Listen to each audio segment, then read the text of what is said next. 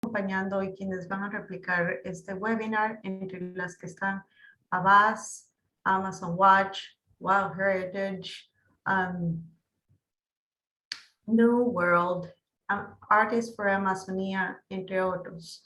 Queremos darles como iniciativa la bienvenida a este webinar el día de hoy. Ustedes van a ver en su pantalla, un momentito, sí, ustedes van a poder ver en su pantalla las instrucciones para la interpretación. Cuando ustedes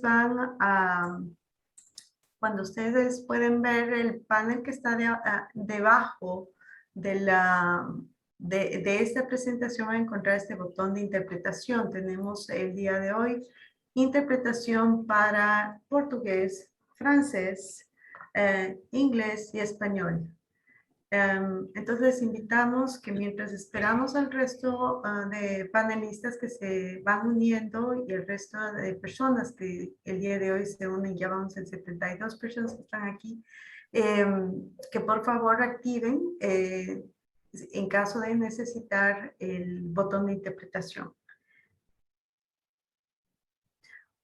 Welcome to everyone that has joined us in this webinar to address how are we going to achieve 80%. Estamos en este webinario para ver cómo vamos a llegar a la protección hasta 2025 de la Amazonía.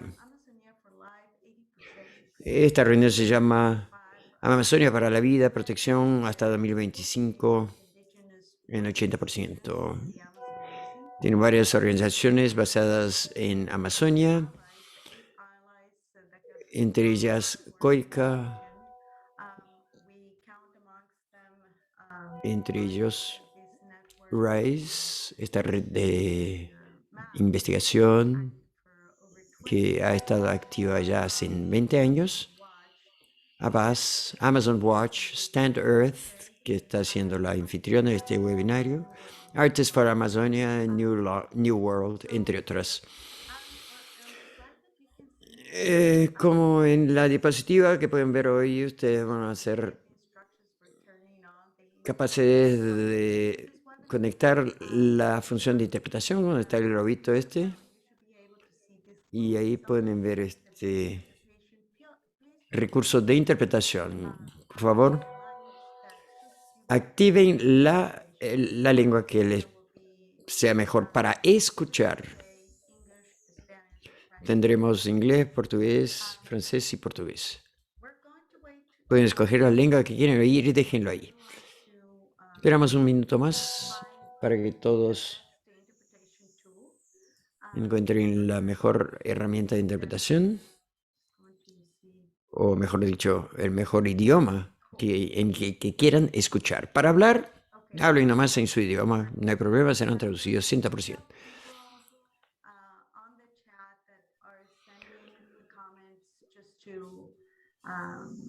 Sí, puede responder, Sandro, en los chats.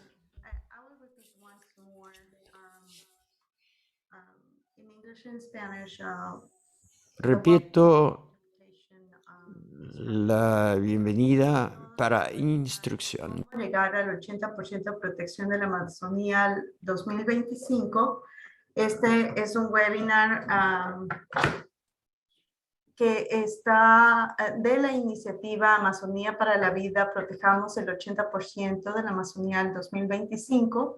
Esta coalición, que es liderada por la coordinadora de las organizaciones indígenas de la cuenca amazónica y en alianza con 8 organizaciones con experiencia en protección de bosques, como son Avast, Amazon Watch, Stand Earth, que el día de hoy es la organización que les da la bienvenida, RISE, que es una red panamazónica también de investigación socioambiental en la cuenca amazónica, entre otros.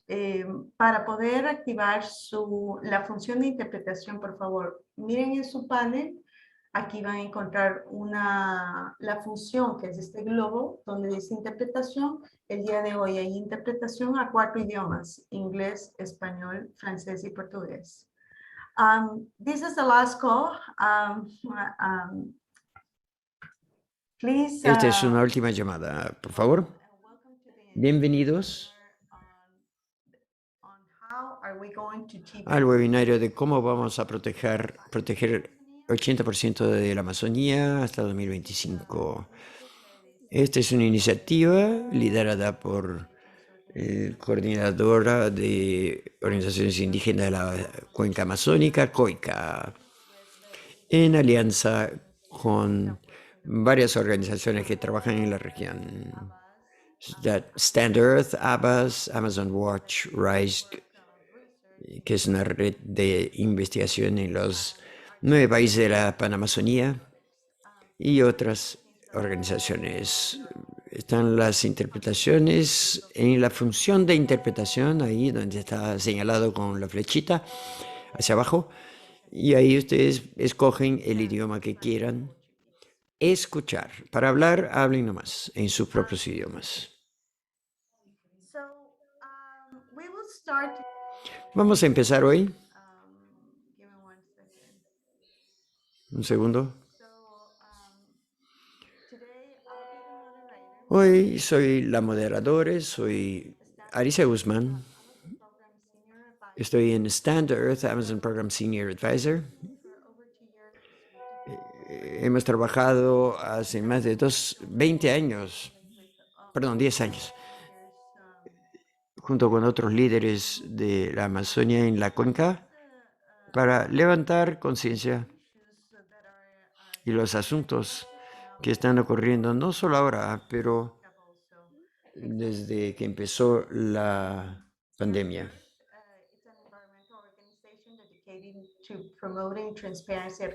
Para promover transparencia a nivel corporativo y de Estado para generar soluciones contra las prácticas destructivas al ambiente.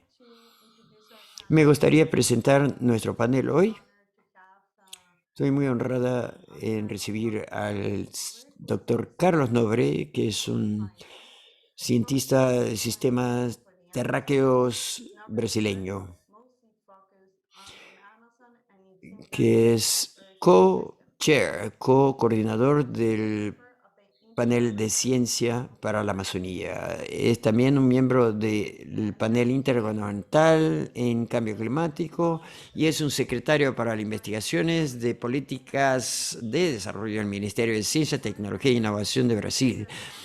Es un miembro extranjero de la Academia Nacional de Ciencias de Estados Unidos y miembro de la Academia Brasileña de Ciencias y la Academia Mundial de Ciencias. Carlos hoy va a trabajar con la Amazonia y sus efectos globales. El próximo conferencista es Gregorio Mirabal, que es el coordinador general de la organización paraguas abarcante de la Organización de Coordinación de las Organizaciones Indígenas de la Amazonía y ORPIA, y la Organización de Gente Indígena de Indígenas de la Amazonia Venezolana.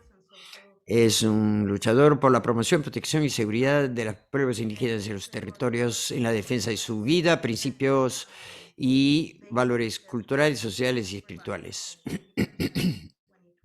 Y acá estamos en el evento Cómo proteger a la Amazonía en el 80% hasta 2025. Quiero introducir también a Carmen José, que es una cientista ecuatoriana y PhD en ciencias biológicas con especialización en ecología vegetativa, en vegetales. Carmen es directora científica de la Fundación Ecociencia desde 2016 y desde 2020 directora ejecutiva. Es también participante de productos de desarrollo de la red georreferenciada de Amazonía para información ambiental. Ecociencias es parte de la red de Amazonía de información socioambiental georreferenciada. También representa parte de esta investigación junto con Marlene Quintanilla. RISE, que es una coalición de miembros de 80% hasta 2025.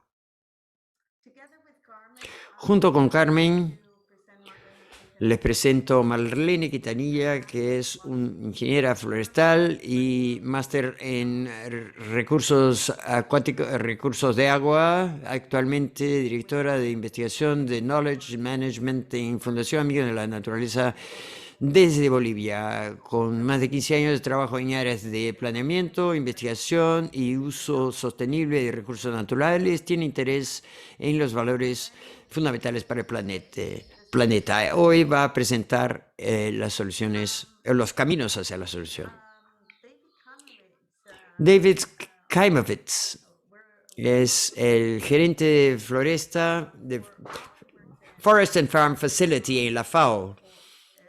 O sea, Florestas es la parte de FAO que provee apoyo para soluciones globales. Publicó un reporte que cuenta cuál es el objetivo de los pueblos indígenas y las comunidades locales en la conservación de ecosistemas clave en el mundo entero. Es el gerente del Forest and Farm Facility en la FAO, que da apoyo financiero y asistencia técnica para fortalecer las organizaciones de floresta y cultivos, representando a los pequeños propietarios, grupos de mujeres y comunidades locales. Trabajó antes en la oficina regional de FAO y como asistente senior también. También tenemos un panel increíble de Martín von Hildebrand, que es presidente y fundador de la Fundación Gaia, PhD en Antropología por la Universidad de París 7. Pasó 45 años aportando para las poblaciones indígenas de la Amazonía colombiana, obteniendo e implementando sus derechos y autodeterminación, particularmente en derecho de tierra y gobiernos locales. Quiero invitar a Carlos Nobre a que, por favor, empiece la conversación en este diálogo con todos los participantes. Muchas gracias. Buenos días. Good morning to all. Very pleased to be part of this very important. Estoy muy agradecido por ser parte de esta reunión tan importante. Voy a empezar levantando cuán urgente es salvar a la Amazonía por la parte de nosotros. ¿Cuál es nuestra responsabilidad? ¿Cuán cercano estamos a un punto de cambio, un punto de vuelta, cambio de no retorno, de perder la floresta? La foresta continua es un mosaico de ecosistemas y estos ecosistemas se extienden de lo más alto hasta lo más bajo de Amazonía. Como saben, la Amazonía tiene más de 10% de las especies vivas del planeta. Las tierras bajas de Amazonía es un sistema, un mecanismo de mantenimiento de las condiciones climáticas del mundo entero. Es muy difícil, es muy eficiente en el reciclaje de agua, muy eficiente en el reciclaje de nutrientes. Pero también, más allá de la cuenca en sí, la Amazonía exporta vapor de agua que constituye para las lluvias fuera de la cuenca. Estos 100.000 millones de árboles que existen en la Amazonía son muy importantes para transpirar desde millones de litros de agua por día, y este reciclaje es muy eficiente para eyectar el agua para dentro de la atmósfera y eso sostiene la floresta y es por eso que la cuenca amazónica tiene una resiliencia muy baja en relación a todas las otras regiones. Se llaman estos ríos voladores que permiten que haya lluvia fuera de la cuenca. Esto es muy importante para la agricultura también fuera de la cuenca. La Amazonía es responsable por 16% de la productividad de nutrientes. Tiene 1.000 millones de toneladas de carbono fijada en el suelo gracias a eso y sirve como agote de carbono, removiendo algo cercano a 1.000 millones de toneladas de carbono todos los años de la atmósfera. Sin embargo, quiero señalarles lo que los estudios muestran, que los cambios que estamos observando en la Amazonía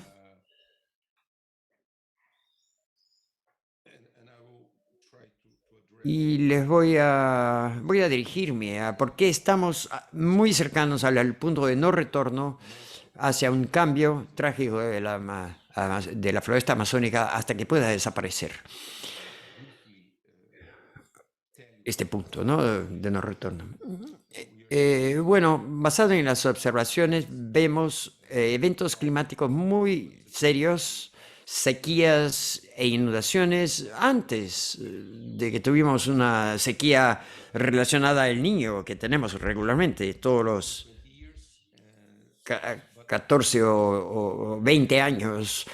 Pero recientemente estamos teniendo dos sequías severas en cada década, 2005, 2010, 2015, 16, 2020, estamos teniendo todas estas sequías. En los últimos 20 años estamos viendo una reducción de la caída de lluvia en la Amazonía y la floresta está tornándose mucho más vulnerable a fuegos. Y eso es debido a esta combinación sinérgica entre gran escala de sequías, degradación forestal y también el impacto antropogénico en poner fuego a la floresta. Y claro, también las ondas de calor con el calentamiento global. La floresta amazónica muestra una reducción de reciclaje de agua muy significativa. La estación de sequía es lo que más nos preocupa. La sequía, en la época de sequía en el Amazonas, de 2 millones de kilómetros cuadrados, son 2 o 3 semanas más largas comparada a los años 80, 1980, en apenas 40 años. Especialmente en las regiones forestales, hay estaciones de sequía más largas, en 4 semanas, y sabemos que hay un desequilibrio en ese tipo de desequilibrio surge en las sabanas, y eso está ocurriendo con 2 grados centígrados más, más seca también. O sea, hay una estación de sequía más larga y más seca, más caliente. Durante los últimos 30 años se está removiendo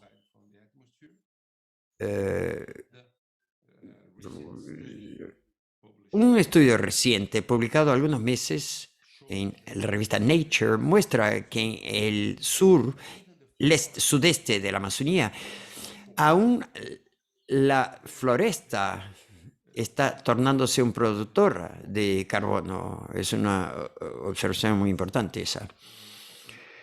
También muchos estudios muestran que en un determinado periodo, más de media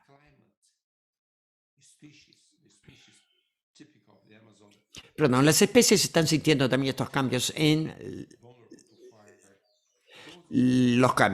especialmente las especies más vulnerables. O sea, realmente lo que está ocurriendo es preocupante, muy preocupante, porque muestra que tal vez un tercio de la Amazonía puede haber excedido ya el punto de no retorno. Esperamos que no, pero puede ser que sí. Por lo tanto, de los 6.2 millones de kilómetros cuadrados de la Amazonía, tenemos más o menos 17%, más de 1 millón de kilómetros cuadrados ya deforestado, cortado, y otros 17 a 20% está en diversos estadios de degradación forestal. De manera que yo diría que concluir diciendo que todos estos elementos, cuando lo miramos en conjunto, podemos realmente tornarnos muy, muy preocupados de que estaremos muy cercanos al punto de no retorno o podemos haber pasado el punto de no retorno en el sudeste amazónico. Si realmente no nos detenemos en la deforestación, es por eso que este programa, esta preocupación y esta dedicación a la deforestación cero y degradación cero hasta 2025. El 80% del área como floresta, principalmente territorios indígenas, es lo que tenemos que regenerar. Tenemos que restaurar tal vez 700 millones de kilómetros cuadrados de floresta degradada para tal vez dar la oportunidad para que la floresta vuelva a su eficiencia en el reciclaje de agua y enterrar carbono y mandando humedad a otras partes de América del Sur. Quiero terminar diciendo que estamos realmente a orillas de este punto de no retorno. Realmente no tenemos ya ningún tiempo para reducir a cero la degradación y la deforestación en los próximos años. No es una cosa como que cambio climático, que podemos decir tendremos que tener cero emisiones hasta 2050. No, esto lo tenemos que hacer dentro de los próximos años. Y también, si cruzamos este punto de no retorno, ultrapasamos este punto, reduciendo, podremos perder una larga porción que tornará de la posibilidad de enterrar el carbono. Será imposible mantener el calentamiento global menos, un 0.5% menos, porque perderemos 300 millones de toneladas de toneladas de carbono. Para poder disminuir hasta en 1.5 grados necesitamos una cantidad de carbono que no se ha emitido en todos los sectores y eso se incluye combustibles fósiles. Por lo tanto, quiero terminar congratulando a esta iniciativa. Esta es una iniciativa tremendamente importante y tenemos que comprometernos con esta promesa de todos los países amazónicos a la deforestación y fuegos forestales a cero en los próximos 4 años. Muchas gracias.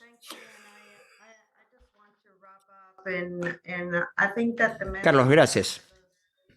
El mensaje de Carlos es de emergencia. Los porcentajes de 17, 18, 20 parece, pero es un llamado urgente que tiene que ser escuchado porque la Amazonía es diferente de lo que se dice el cambio climático en sí. Queremos agradecer a Carlos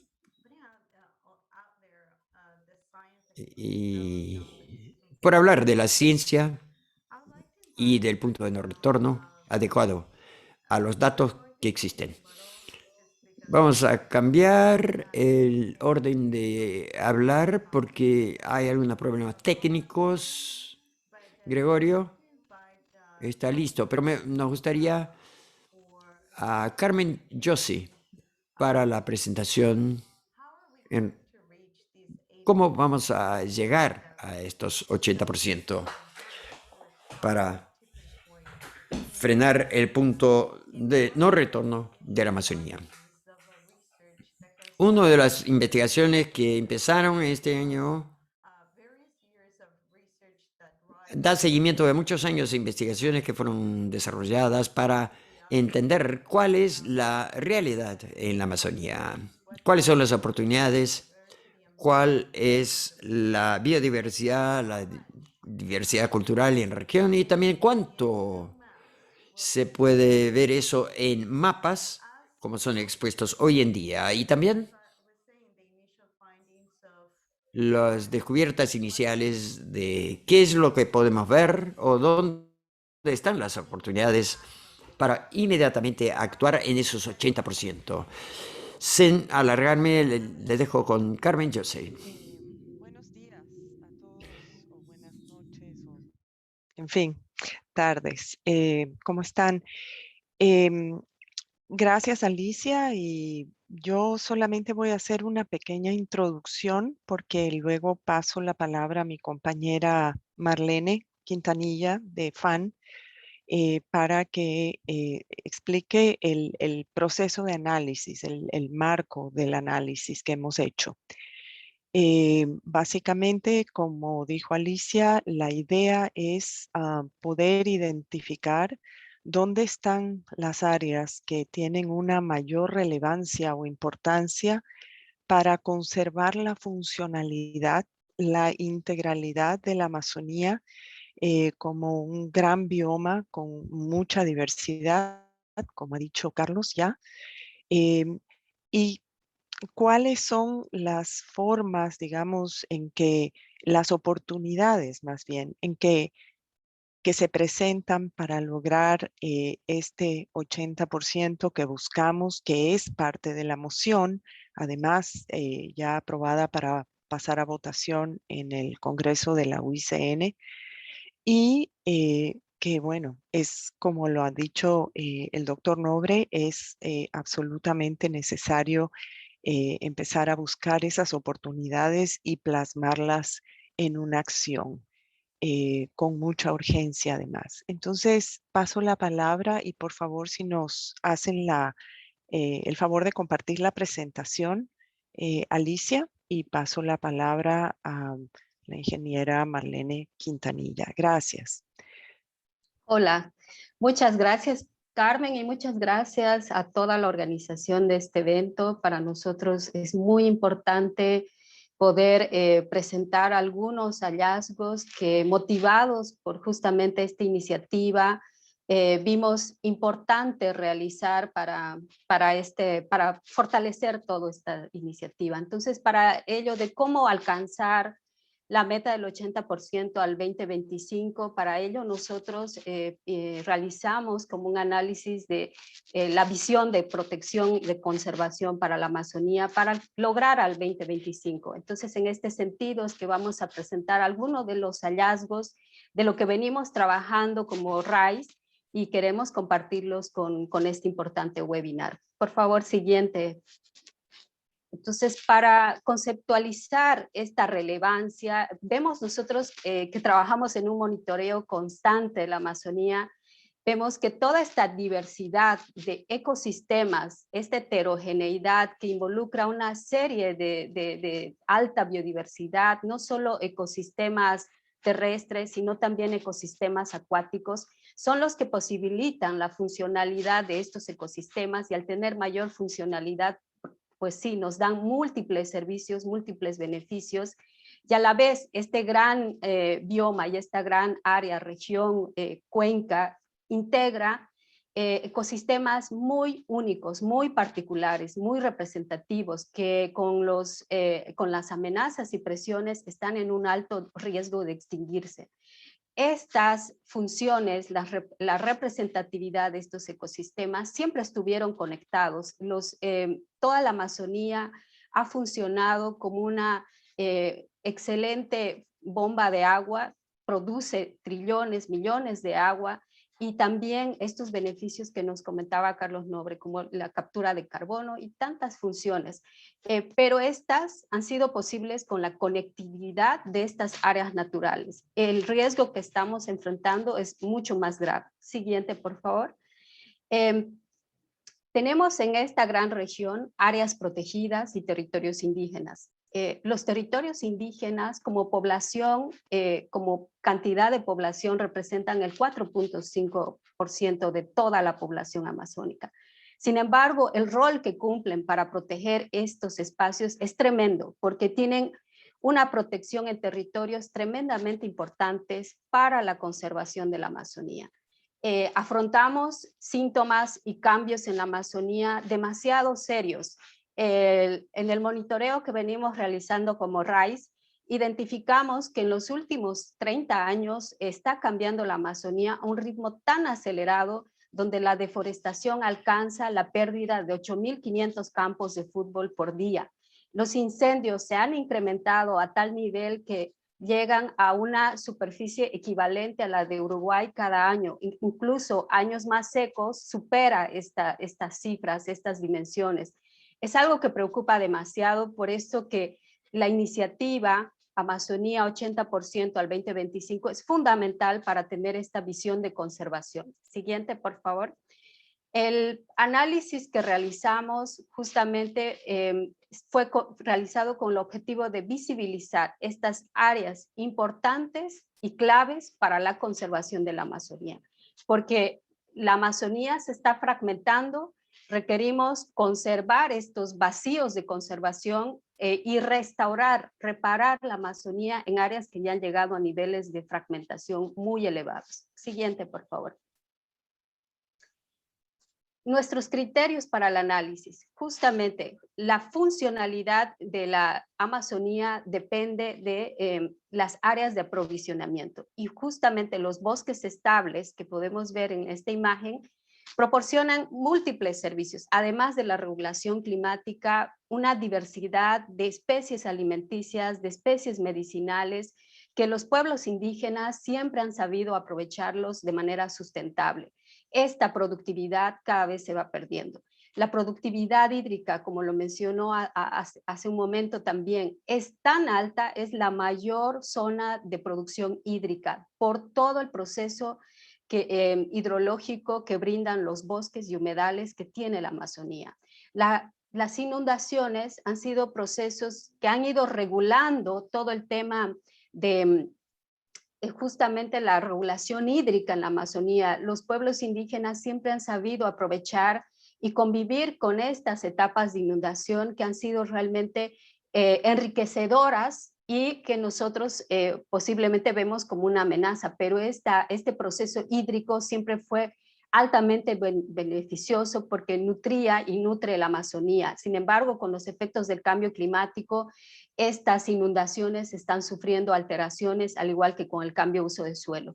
Los bosques son fundamentales para la regulación climática. La absorción de carbono es fundamental y la Amazonía tiene importantes áreas con captura de carbono que superan las 200 toneladas de carbono por hectárea. Es muy elevada la cantidad de carbono que puede almacenar la Amazonía, y la heterogeneidad que tienen los ecosistemas en la Amazonía son realmente únicos. Hemos identificado que en la Amazonía, en teselas de 2.000 hectáreas, existen hasta 31 ecosistemas tan diversos, tan singulares, pero que se están eliminando con todas las presiones y amenazas.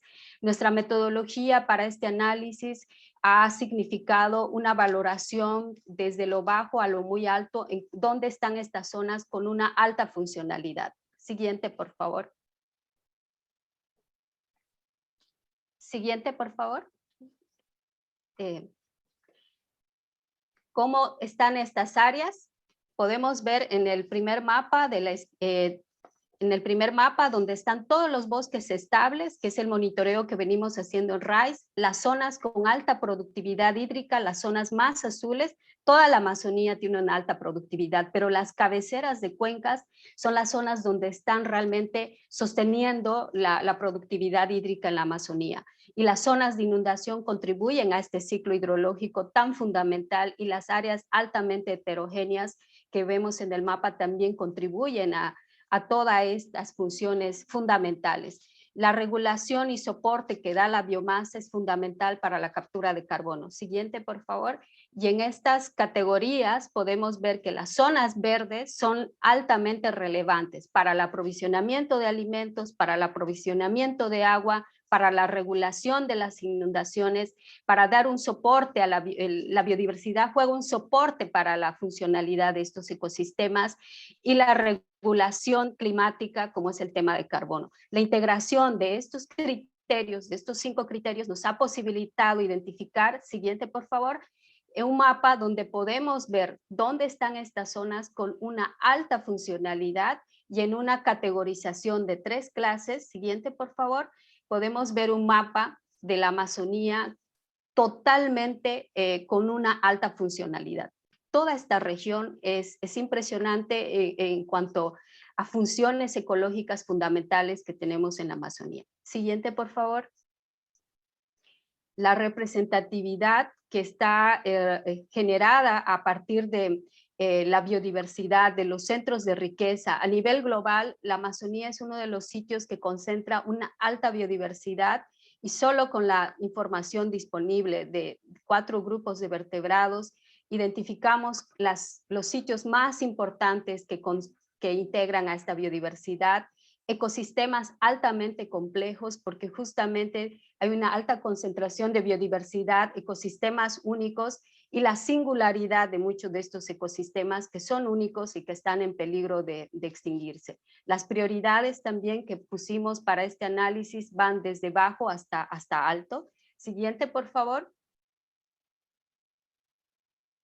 Podemos ver ahí el primer mapa de la izquierda arriba, como las zonas café intenso son los sitios altamente concentrados con biodiversidad y con alta complejidad, las zonas verde intenso, y los ecosistemas con una singularidad muy particular, las zonas en amarillo, que tienen una distribución muy restringida y que tenemos que tomar la atención de proteger, porque muchas de ellas se encuentran en cabeceras de cuenca.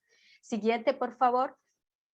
Podemos ver que en esta clasificación las zonas verdes son las que están destacando las zonas más importantes a un gradiente de 3 niveles. Siguiente, por favor. Y podemos ver que la integración de estos 3 criterios representan como las zonas altamente verdes, como las de mayor representatividad en la Amazonía, que clasificándolas en 3 categorías, siguiente por favor, podemos ver como la Amazonía con una representatividad de ecosistemas fundamentales que están sobre todo en toda la región del norte de la Amazonía y la región este de la Amazonía. Siguiente, por favor. Entonces, la integración de la funcionalidad y la representatividad nos posibilitan identificar estas áreas importantes para la conservación.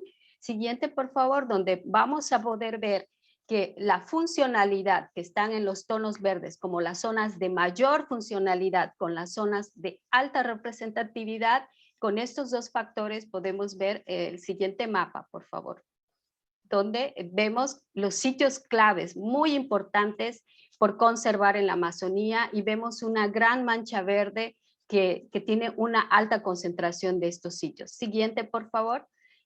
Y podemos ver toda esta suma de estos 2 componentes, como la Amazonía con una alta prioridad a conservar para conectar y tener una continuidad para garantizar la funcionalidad y representatividad de estos ecosistemas. Siguiente, por favor.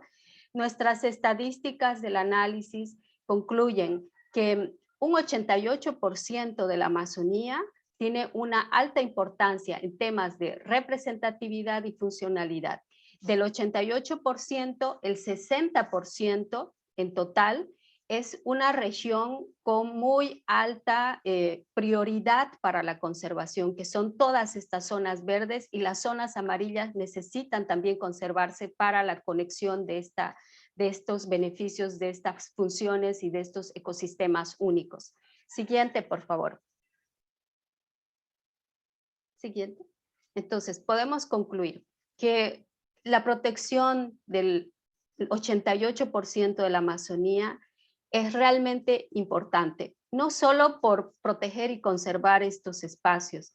Es fundamental porque estos espacios actualmente posibilitan la seguridad alimentaria de toda la región, la seguridad hídrica y nuestra resiliencia climática. Se trata de conservar estas funciones importantes para la vida y para las comunidades que tienen menos posibilidades y son más vulnerables, pero también de todos los ciudadanos que vivimos en la Amazonía. Así que muchas gracias, y con esto paso a mi colega Carmen.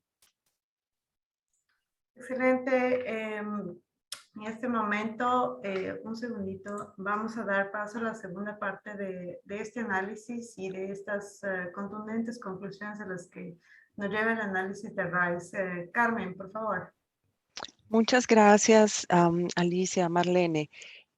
Bueno, seguimos presentando el análisis.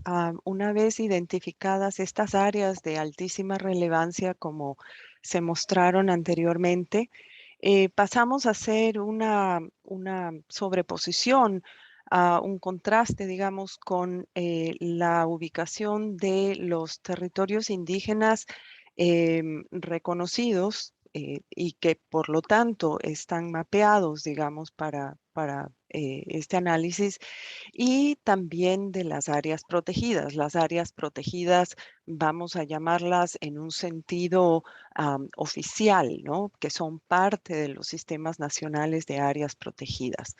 Siguiente, por favor.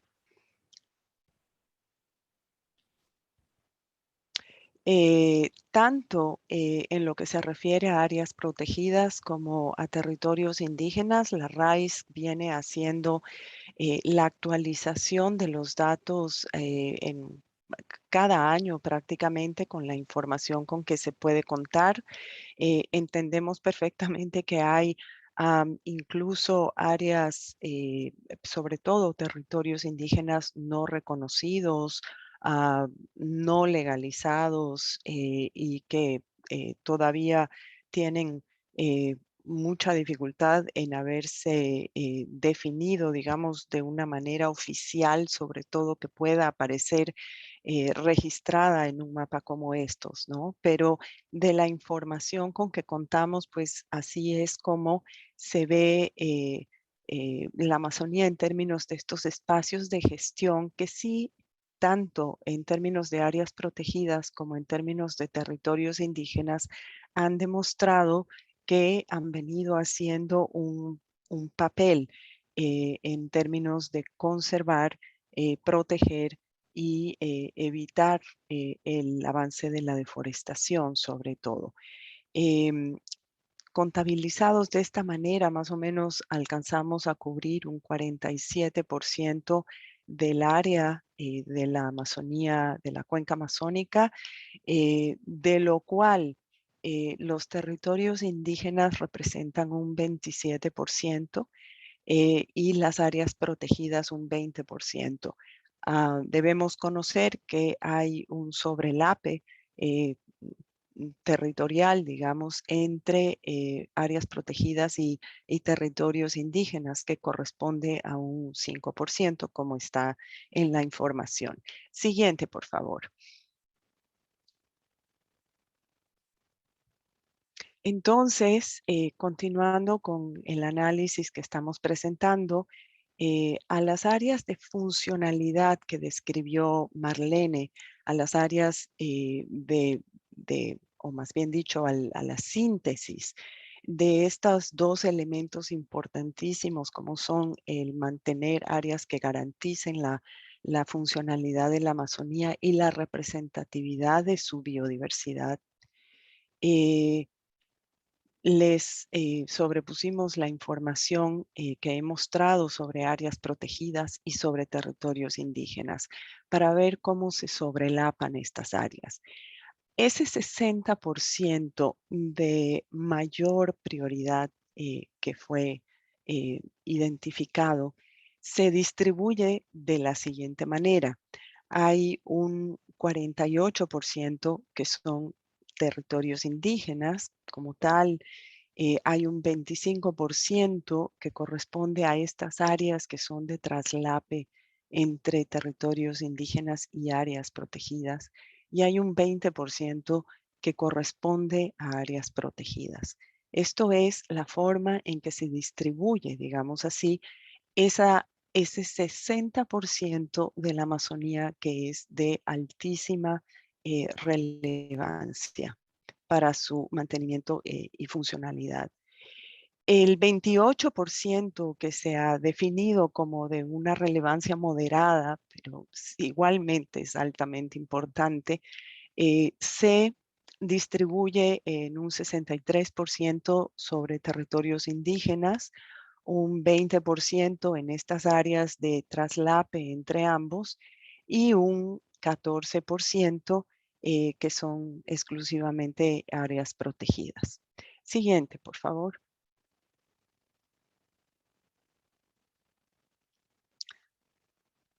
Entonces, resumiendo, de ese 60% de alta prioridad, 73% está localizado sobre territorios indígenas.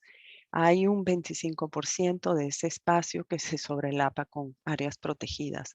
Y además de eso, un 20% de ello está sobre áreas protegidas, digamos, exclusivamente. Del 28% que hemos definido como de prioridad moderada, pero que como dijimos antes, es igualmente prioritario, es igualmente importante.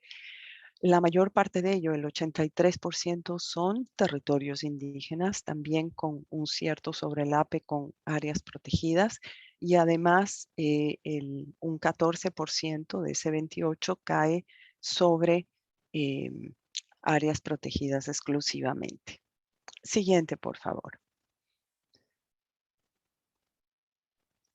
Queremos ahora hablar rápidamente de los síntomas de cambio, porque no, por mucho que hayamos identificado estas áreas de altísima relevancia, no significa que ellas están completamente exentas de cambio o de disturbio. Entonces, pasemos al siguiente slide, por favor. ¿Cómo hemos definido, cómo hemos mapeado esto? Básicamente les llamamos los síntomas, es decir, ya no estamos hablando aquí de drivers o de motores, sino de la expresión espacial, digamos, de estos cambios que ya se encuentran, que ya los vemos cada año, ¿no? Tenemos deforestación, por un lado, fuegos y la pérdida de carbono. Entonces, el análisis se basa en ver estos diferentes variables a un nivel de unidades de análisis de 2.000 hectáreas eh, a, a lo ancho de todo el territorio y definir de esa manera nuevamente 3 categorías, por llamarlo de alguna forma, de disturbio.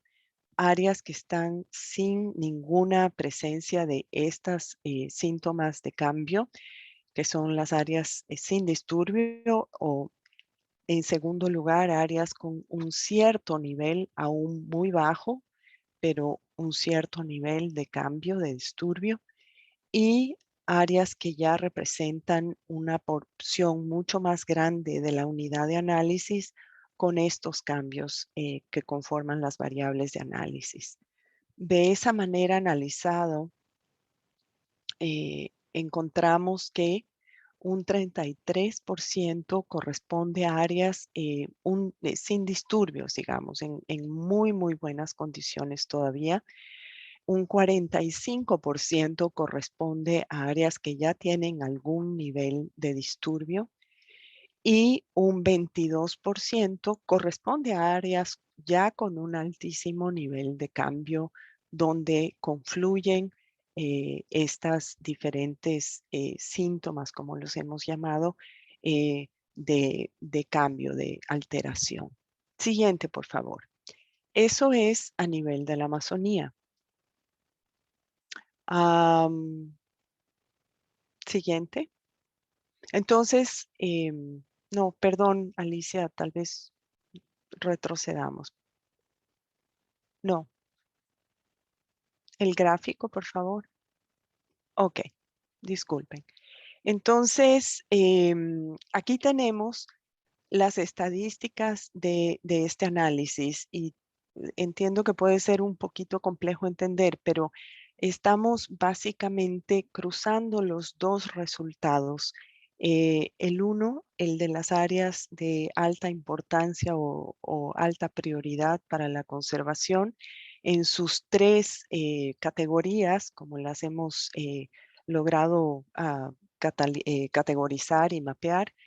Y por otra parte, en estos colores gris, verde y rojo casi, son los niveles de disturbio en que se encuentran esas diferentes categorías de los sitios más prioritarios para la conservación.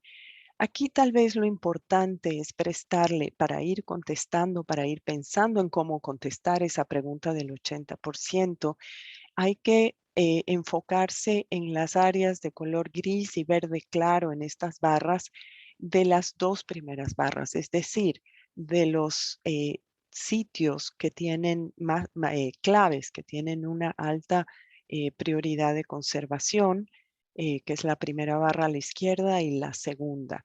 Juntos estos dos, las partes verdes y grises, es decir, las que no están disturbadas y las que tienen un mediano o moderado nivel de disturbio, llegan a completar entre el 76 o 78% de la Amazonía. Entonces, ahí es donde estamos enfocando un poco cuáles son las oportunidades que hay para alcanzar ese 80%, para conservar la funcionalidad y evitar el tipping point, el punto de no retorno. Siguiente, por favor. Mucho de esto se encuentra dentro de los territorios indígenas. Cuando vemos la extensión de los territorios indígenas analizados, sí hay una parte de ellos que se encuentra con un alto nivel de disturbio, otra parte tiene unos niveles moderados de cambio, de disturbio, pero también hay una parte importante que no tienen todavía mayor alteración o prácticamente pues ninguna que sea notable, mapeable. Y como vemos en términos de área, estos territorios indígenas corresponden y cubren una cantidad sumamente importante, no solo de las áreas en niveles con gran integridad o moderada integridad, porque no han sido prácticamente disturbadas, pero también porque están cubriendo, digamos, estas áreas de altísima relevancia para la conservación por estos distintos criterios de funcionalidad y em, y de representatividad. Entonces, evidentemente se vuelven territorios tremendamente importantes para lograr la meta que estamos buscando. Siguiente, por favor. En el caso de las áreas protegidas, también si ustedes ven el área que está en el eje de la Y del gráfico, es decir, son áreas menores, sin embargo, también tienen un papel evidentemente importante, pues fueron creadas para eso, donde una buena proporción de la superficie de áreas protegidas todavía está o en muy buen estado o en un estado moderado y con pocos disturbios. Siguiente, por favor. Al sumar ambas, podemos ver esta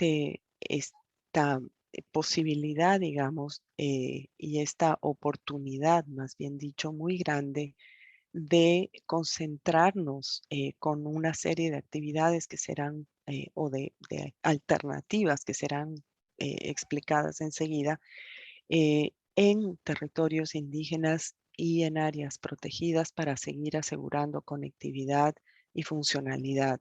Pues de ellas, de estos territorios de gestión, entre ambos cubren el 78%, 77%, que todavía está en excelente estado o en un muy buen estado. ¿Por qué también es necesario ver cuál es este nivel de disturbio en que se encuentran estas áreas? Es por un tema de viabilidad, ¿no? En primer lugar, ver la viabilidad de los resultados que puede haber al hacer mayores esfuerzos, digamos, o esfuerzos eh, de, de protección, de manejo, etcétera. Sin embargo, por supuesto que también hay áreas que pueden tener en este momento ya un alto nivel de cambio, de disturbio, y sin embargo no podemos dejarlas afuera. Son áreas donde hay por un lado, las poblaciones indígenas que por supuesto que viven allí y que todavía están luchando por defender esas áreas que van quedando cercadas realmente por una eh, eh, por unos cambios que cada año se vuelven más críticos y unos incendios y devastación que todos hemos podido ver. Entonces, aquí todavía hay que pensar también en programas de restauración y de cómo trabajar en estos sitios. Así que, un- terminando, o para terminar, Alicia, por favor, el último, creo. Siguiente.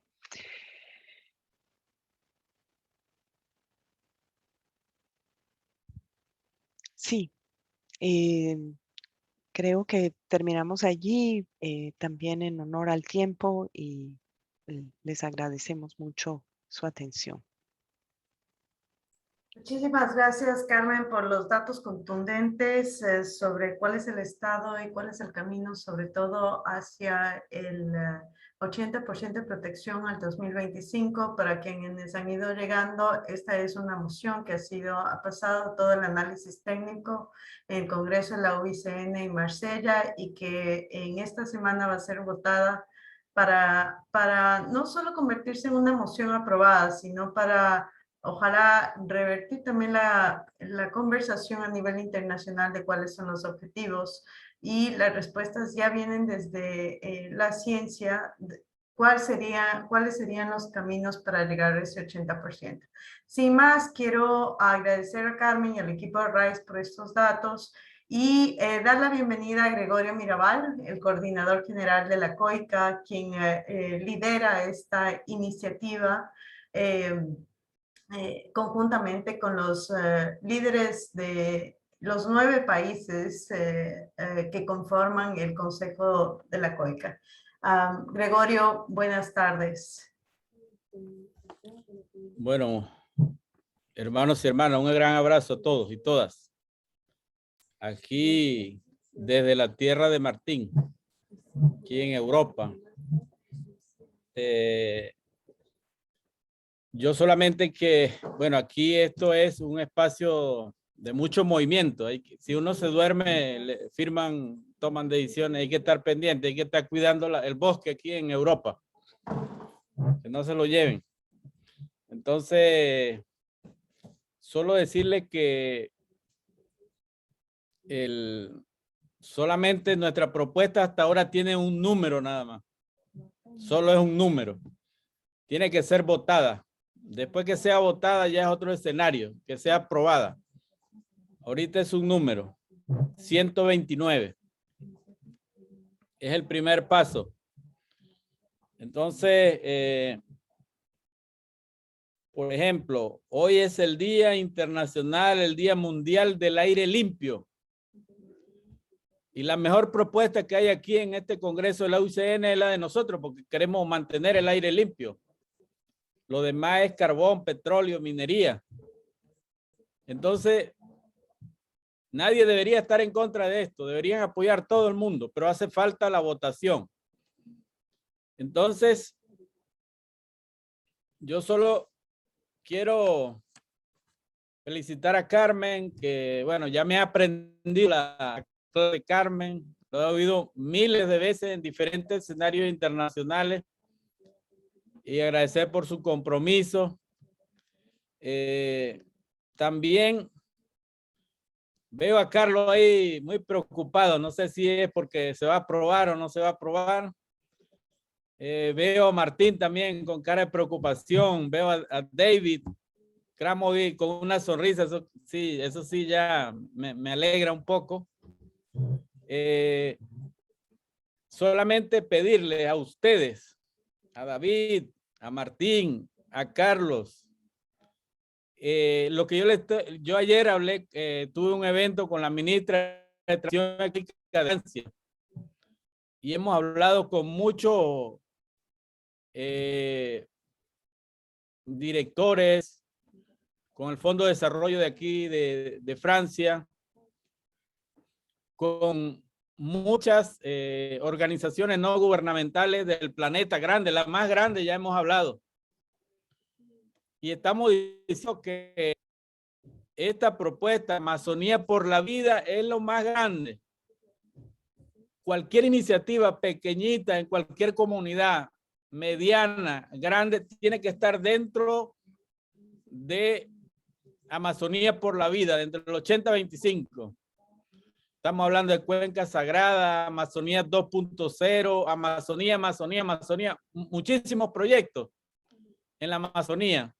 Debemos hacer como un solo ecosistema, juntarnos, conectarnos. Entonces, necesitamos la voz de Carlos en la ciencia, allá en el panel científico. Carlos Díaz, vamos por ahí, con todas esas iniciativas que están allí. Que Martín, que está por allá en el Apapori con su conocimiento, diga, bueno, vamos para allá. Y que David de la FAO diga, vamos a apoyar, porque es importante su opinión, su apoyo. Es importante que ustedes lo digan. Y nosotros ya lo hemos dicho. No queremos ya Ministerio de Transición Ecológica aquí andando con cuestiones petroleras y mineras. Tiene que ser un ministerio de transformación, no solo de nombre. En América Latina ya casi todos cambiaron de Ministerio del Ambiente y Transición Ecológica, Ministerio de Minería Amigable, Ministerio de Minería Sostenible, Ministerio de Minería Ecológica. No, eso no queremos ya. Entonces, Amazonía por la Vida los quiere invitar. Ya nosotros, si fuera por mí, ya los metieran en el saco de Amazonía a ustedes tres, para que hablen, para que digan. Pero aquí hay algo muy importante, que yo quiero hacer un ejercicio científico con ustedes. Lo que está diciendo Carmen no es fácil de entender. Lo que ella ha explicado, ustedes sí entendieron perfectamente. Pero eso necesita un presupuesto. Eso necesita grandes actividades en los 9 países. Eso les invito a construir.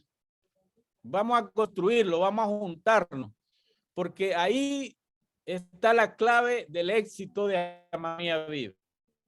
Si no hace una buena planificación, si no involucramos a todos los actores y con un buen presupuesto, porque si le dan 5 millones de dólares, eso no sirve para nada. No vamos a poder hacer nada.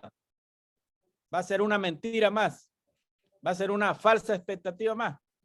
Pero si ustedes están ahí, nos ayudan a mover ese barco para poder llegarle a la Amazonía directamente. No empezar por arriba, quedarse 2 años arriba, sino bajar directamente, juntos. Eso es lo que estamos diciendo a todos aquí. Que Amazonía viva, Amazonía por la vida. La moción 129 quiere aterrizar con todos los actores, bajo una direccionalidad, una articulación. Y allí están invitados los gobiernos, pero los gobiernos que de verdad quieran hacer una transformación en la cuenca amazónica, que quieran cambiar este modelo. No va a ser fácil, pero tenemos que iniciar. Por eso estamos diciendo 2025. Yo creo que si empezamos a hacer este ejercicio desde ahora, ahí tiene que estar 30 por 30, otros dicen 50. Bueno, vamos a entrar todos ahí, pues vamos a juntarnos, vamos a crear un fondo para eso. Y ahí debatimos y ahí construimos y hacemos acciones. Porque esta es una crisis que tiene muchas dimensiones. No va a ser fácil. No va a ser fácil. Ayer le pedimos al gobierno del presidente Macron que lidere, que cuando termine este Congreso Mundial, que diga, Francia va a liderar esto. Y también le estamos diciendo al presidente de Estados Unidos que diga que va a liderar la salvación de la Amazonía, porque ahí está el aire limpio, ahí está el agua dulce, ahí está la vida, ahí está la diversidad, ahí está la biodiversidad. Entonces, también aquí está el Banco Mundial, aquí está el FIDE, aquí están todos. Y hemos dicho, tienen que cambiar, tienen que apoyar allá abajo, donde está el incendio. No van a salvar por aquí en Europa, tienen que salvar donde hay incendio, donde hay contaminación, donde hay explotación minera sin permiso, sin estudios socioambientales. Necesitamos calmar esos más de 3.000 conflictos socioambientales que tenemos en la Amazonía. Entonces, esa es mi canción, esa es mi invitación, esa es mi exigencia a ustedes, hermanos. Carlos Nobre, Martín von Hildebrand, David Kraimov, ayúdenos. Les pedimos, les rogamos que nos ayuden para ver si nos juntamos definitivamente, nos conectamos definitivamente y hacemos caminar esto. Ya estamos a un paso de que sea aprobada. Y así no sea aprobada, nosotros vamos a seguir luchando, vamos a seguir de donde sea, vamos a sacar para seguir adelante, porque no hay tiempo, no hay tiempo. Entonces, un abrazo, fuerza, hermano, y gracias por estar aquí, gracias por sus palabras. Excelente, Gregorio. Gracias por llamarnos a la acción y a pensar en estas cifras y en un plano mucho más de qué podemos hacer para lograr el 80%. Para avanzar rápidamente y cumplir con la agenda de hoy, quiero invitar a David Kamovitz a que nos presente su ponencia sobre cuál es el rol de los pueblos indígenas dentro de las soluciones de la Amazonía y a nivel global. David, gracias por estar hoy con nosotros. Thank you very much, Alicia. I think I'll talk in English because looking at the Creo que voy a hablar inglés porque no todos los participantes hablan otra cosa que inglés. No voy a repetir lo que otros dijeron, pero es un gran placer estar acá hoy en términos de la oportunidad para compartir con ustedes lo que la FAO y la FILAC encontraron en sus propios estudios, 330 estudios sobre los territorios tribales indígenas en la Amazonia. Y lo que es relevante en ese sentido para esta discusión. Como Carmen estaba diciendo, apenas unos 27%, tal vez 30, o tal vez un poco más de 30, dependiendo de cómo los cuentas, de la vacía amazónica, de la cuenca amazónica, está en territorios indígenas. Ajá. Y eso en sí misma es una área que es más amplia que Francia, Alemania y el Reino Unido y Holanda y España, todos juntados. Pero no es 80%, ¿eh? Así como eso se relaciona con la discusión de los 80%. Estos son apenas los territorios indígenas. Carlos creo que ya nos dijo de que la cuenca amazónica es el hogar ecológico y no se puede destruir 50% de la cuenca amazónica y simplemente dejar los otros 50% en territorios indígenas. y áreas protegidas. Eso no funciona de esa manera porque tienes un punto de no vuelta, de no retorno. Si no proteges una masa crítica suficiente de la cuenca amazónica, va a ser difícil preservar aunque sea un área de 50% o el área de los tales 27% de territorios indígenas. Escuchamos de José, Carmen y Marlene de manera muy clara que esos 27% o 30% de la cuenca amazónica, que no es territorio indígena, está más bien preservada que el resto de la Amazonía en promedio. Y claro que están mejores que la cuenca entera, que no está dentro de áreas protegidas. No voy a repetir todas las estadísticas muy buenas que ellas han dado, pero voy a decir sí, que es muy importante recordar que eso no sucedió recientemente. Es el resultado de una combinación de factores, y dos de los factores importantes son que los pueblos indígenas han sido guardianes de esas florestas y los gestores de esas florestas, y el hecho de que estas florestas están bastante mejores de lo que podrían estar son gracias a la cultura y los sistemas de consumo y de producción de los indígenas, y también es resultado de muchas políticas. Hemos visto consistentemente de que también son resultado de que los indígenas son los guardianes de la floresta, y parece que las políticas latinoamericanas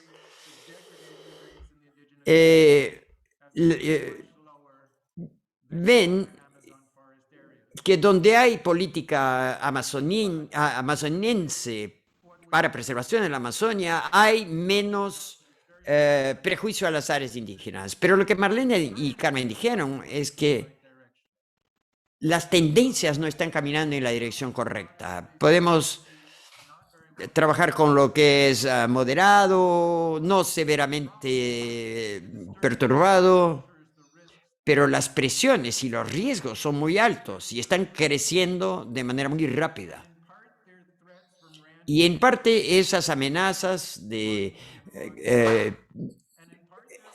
mineración, deforestación y agricultura, y los puntos que Carlos habló también sobre sequía y deforestación, tornan a algunos territorios muchísimo más frágiles. Eso levanta el tema de lo que se puede ser hecho y cuáles evidencias existen sobre lo que tiene que ser hecho basado en qué políticas funcionaron ya en el pasado. La primera cosa que es muy clara es la titularidad de los territorios indígenas. Es fundamental y funciona. Consigue reducción en la deforestación y ya se probó por muchos estudios. Y mientras ya hay un porcentaje de territorios indígenas con titularidad, hay un área muy significativa, muy grande, especialmente en algunos países que no han recibido titularidad. En términos de titularidad, no es simplemente funcional por sí, no solo tiene que tener titularidad, pero tiene que tener respeto. Los países tienen que atenerse, cumplir con sus obligaciones, a tener consentimiento libre y conocido en relación a la deforestación, a las maderas, extracción de madera y mineración. Y donde hay degradación y deforestación y territorios indígenas, encontramos que muchas veces es porque el gobierno ha dado la concesión de petróleo o de deforestación en territorios indígenas. La evidencia muestra que los gobiernos tienen que cumplir con la titularidad y tener decisiones y acciones de respeto a esos territorios. Y la evidencia muestra que las organizaciones indígenas en sí mismas tienen que tener apoyo internacional para monitorear las áreas, patrullar esas áreas e ir a la corte, a los tribunales si los territorios no son preservados. La evidencia muestra que las áreas protegidas pueden ayudar a mantener la deforestación más lenta. Y están también la sobreposición de áreas que Marlene y Carmen hablaron, donde hay áreas protegidas e indígenas sobrepuestas. Pero las protegidas funcionan mejor cuando tienen un alto nivel de cogestión y respeto por la autonomía indígena y por el cumplimiento de la ley.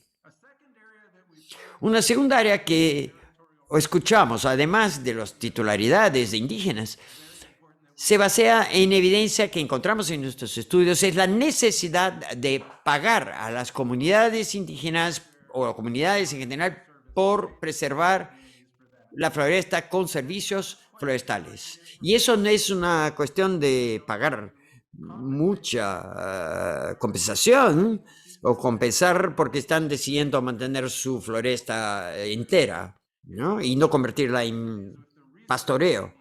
Pero es trabajar con las comunidades sobre qué recursos necesitan para poder consolidar sus organizaciones, poder realmente aguantar esas presiones que aumentan. Hay buenos ejemplos en la floresta amazónica y la evidencia muestra nuevamente que los resultados en Ecuador con el programa Sociobosques y con la reducción de deforestación, con resultados positivos. También en Perú, con su programa peruano de bosques, programa nacional de bosques de Perú, y también hay algunos resultados positivos en Acre, Brasil. Mucho más presupuesto tiene que entrar para apoyar las comunidades indígenas y de campesinos para que puedan proteger estos territorios. Y finalmente, la evidencia muestra también que el conocimiento tradicional y la identidad cultural son clave para estas acciones y el apoyo del gobierno tiene que apoyar esta cultura y esta identidad. Las comunidades indígenas que mantuvieron sus identidades culturales intactas muestran más resultado en términos de gestión y conservación de la floresta. Y ese tipo de apoyo incluye apoyo de manera que puedan continuar a informarse entre ellos, pero también reconocer el estatus para que este tipo de conocimiento tradicional tenga para sostenerse en un mundo de materialismo. Y eso cambia las políticas educacionales, cambia las políticas de desarrollo y también requiere cambios en el reconocimiento internacional y nacional de estas culturas.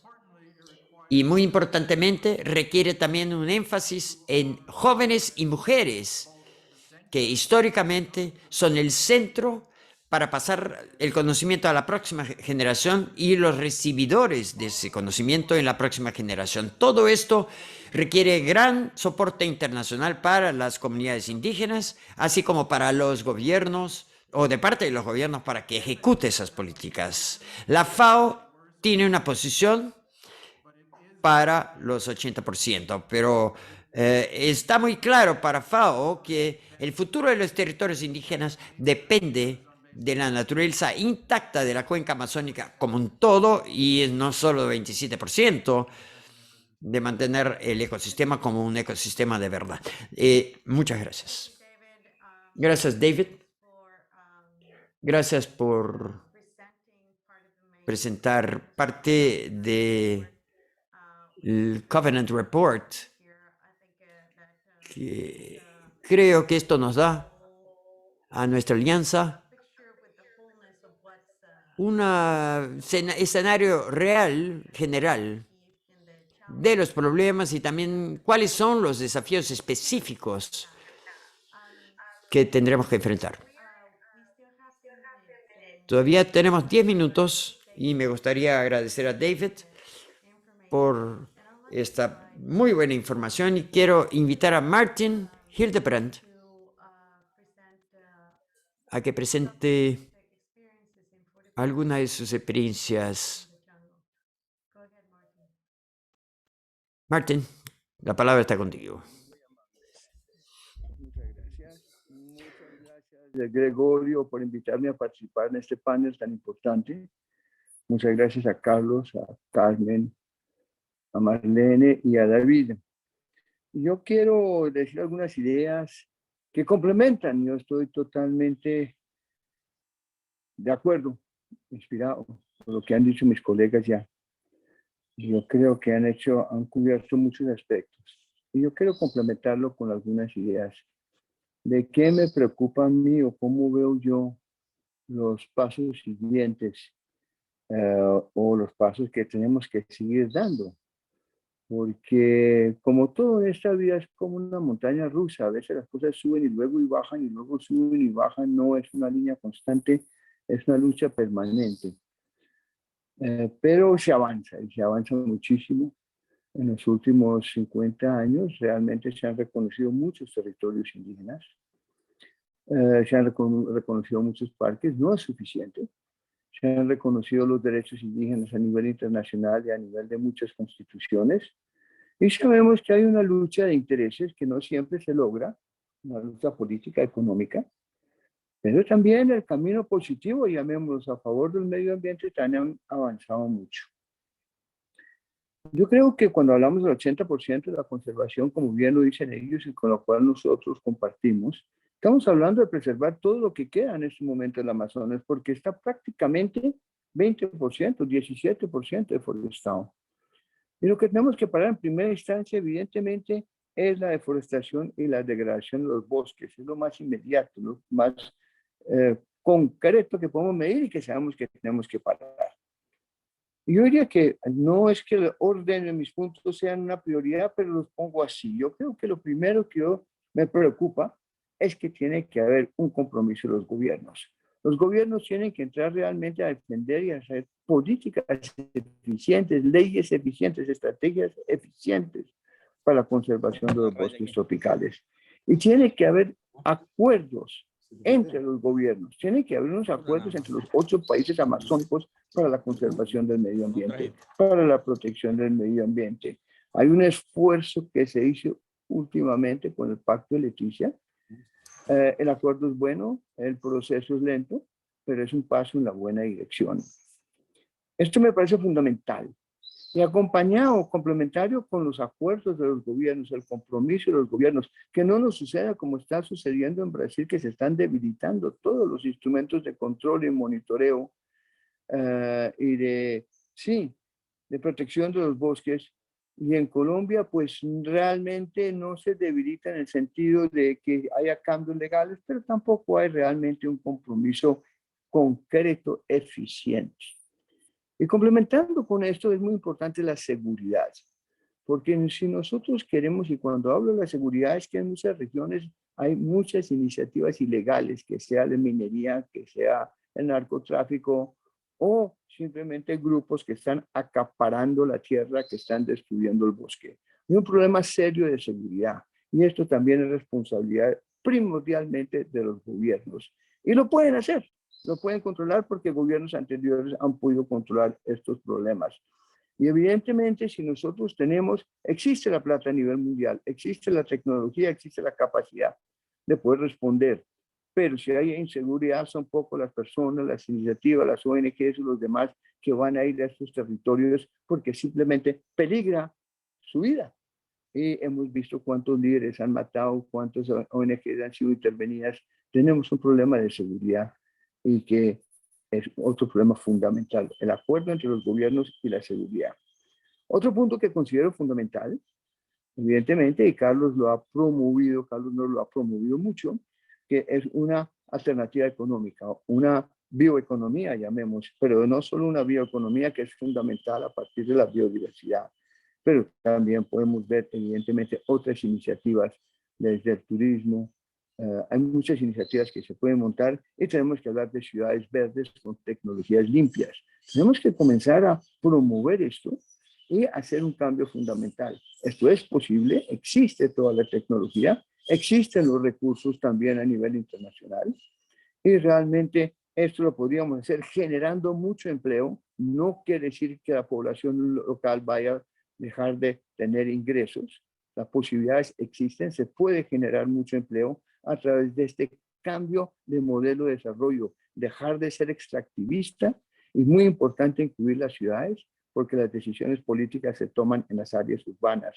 Entonces es muy importante que haya un acompañamiento y un proceso conjunto, lo rural y lo urbano, en técnicas, metodologías, programas que sean ecológicamente amables, constructivas y regenerativas, no solo sostenibles, sino regenerativas para fortalecer los ecosistemas con la población local, que haya mucha inclusión, que participen muchos en estos procesos. Es fundamental. Y esto incluye, como lo decía hace un momento David también, la educación.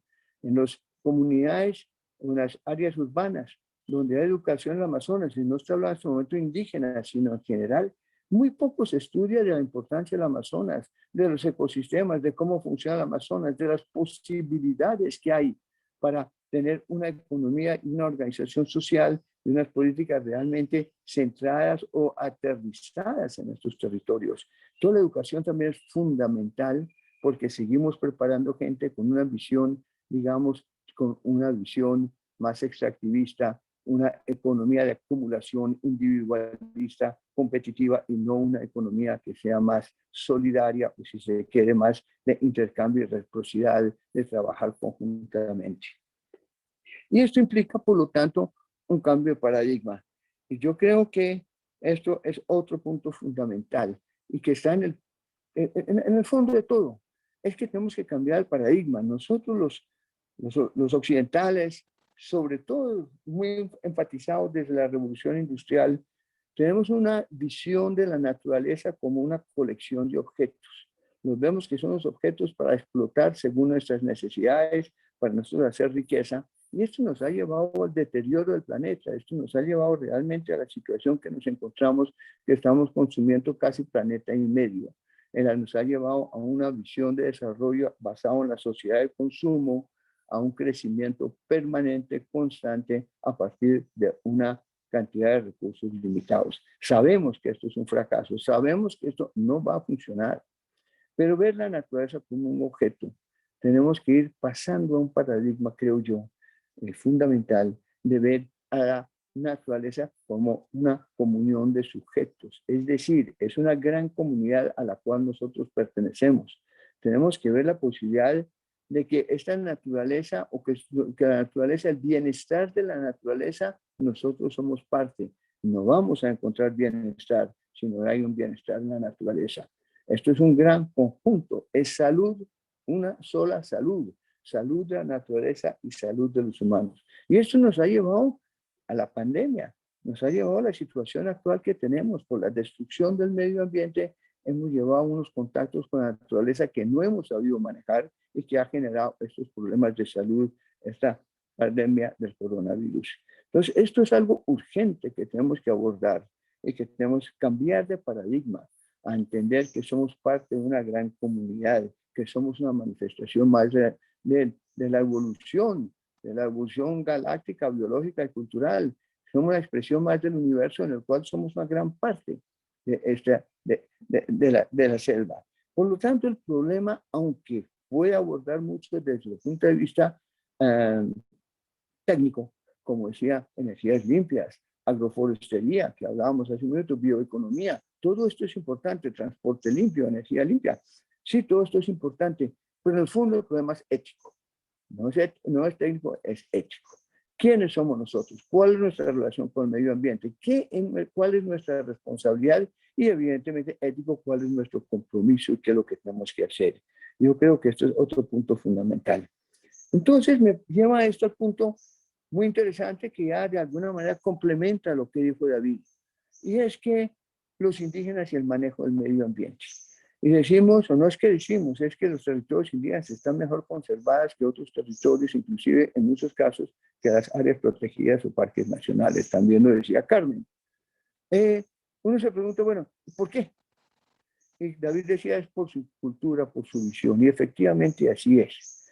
De mi experiencia, que he convivido con los indígenas muchos tiempos, acompañándolos a obtener su autodeterminación de sus territorios, que hemos tenido mucho éxito, hemos logrado obtener ya los 26 millones de hectáreas continuas de territorios y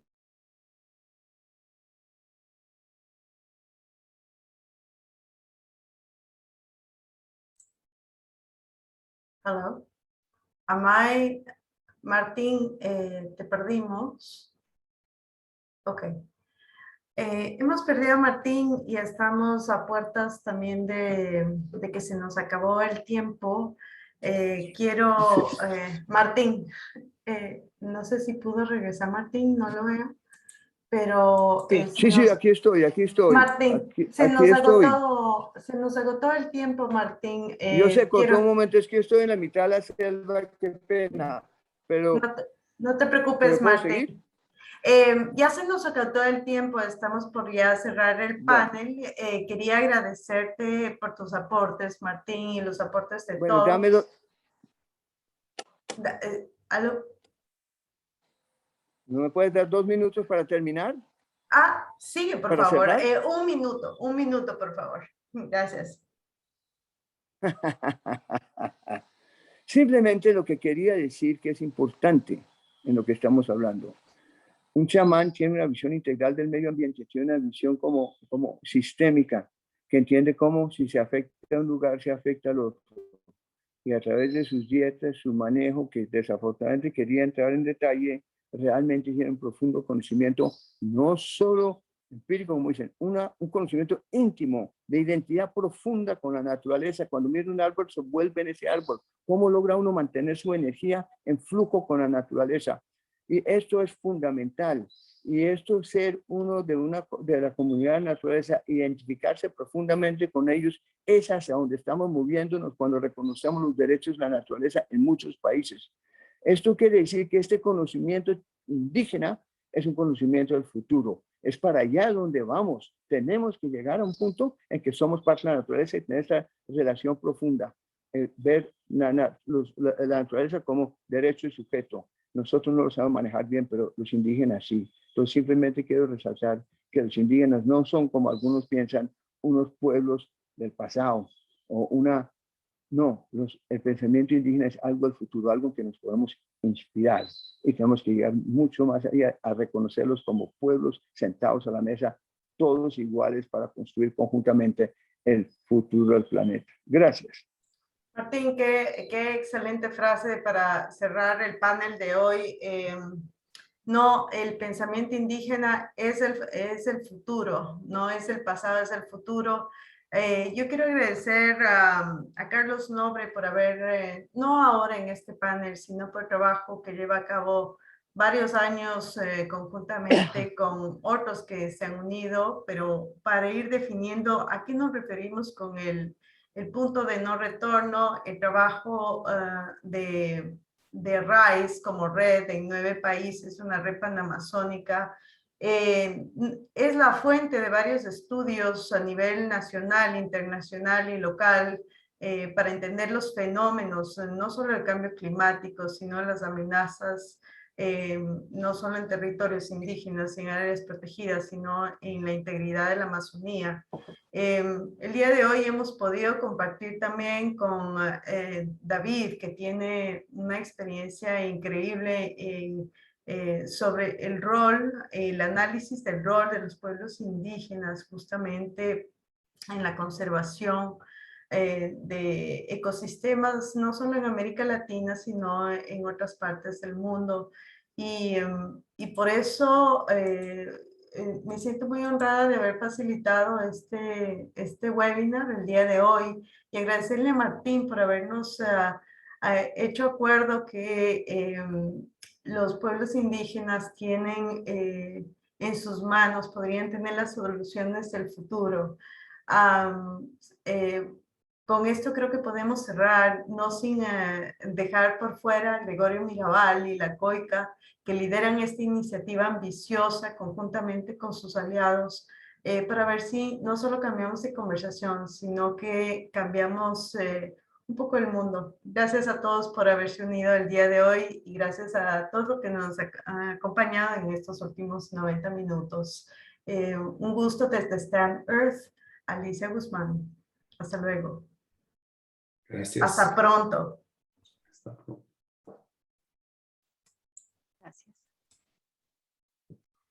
Gracias. Gracias.